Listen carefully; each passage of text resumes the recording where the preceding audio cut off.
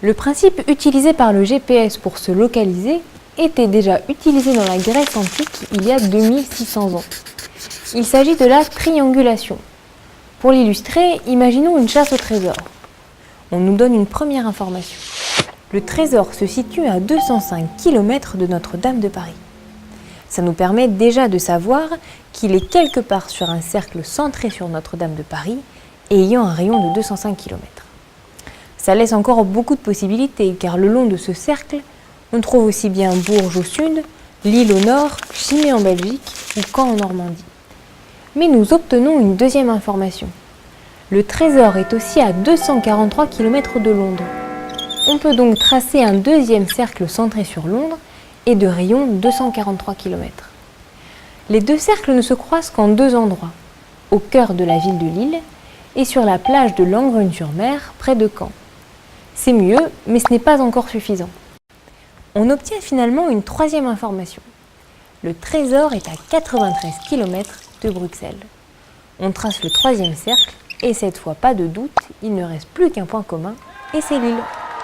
Mais au fait, ce trésor, où le chercher exactement dans l'île ?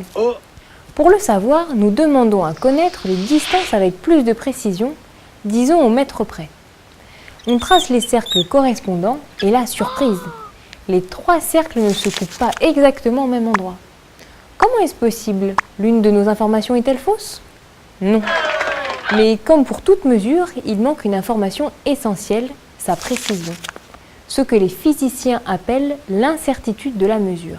Par exemple, lorsqu'on mesure une longueur avec un mètre, la précision ne peut pas être mieux que 0,5 mm, puisque les graduations sur le mètre sont séparées de 1 mm.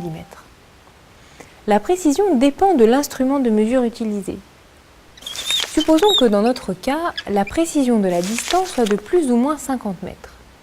On peut donc dire avec certitude que le trésor est à une distance de Notre-Dame de Paris comprise entre 204 950 mètres et 205 050 mètres. Cela épaissit en quelque sorte le trait de notre cercle et lorsque l'on tient compte de cette incertitude pour les trois cercles, on trouve une zone commune et c'est là donc que se trouve notre trésor, quelque part du côté de la grande place de Lille. Le GPS fonctionne exactement de cette façon.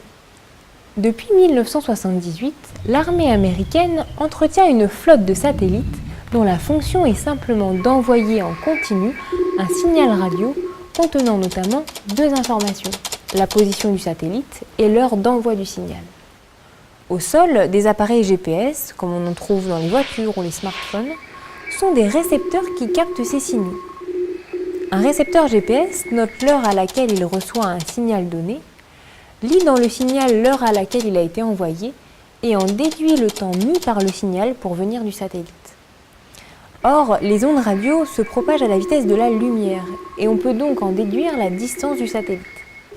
Par exemple, si le signal a mis 70 millisecondes pour atteindre le GPS, il a parcouru 20 985 km.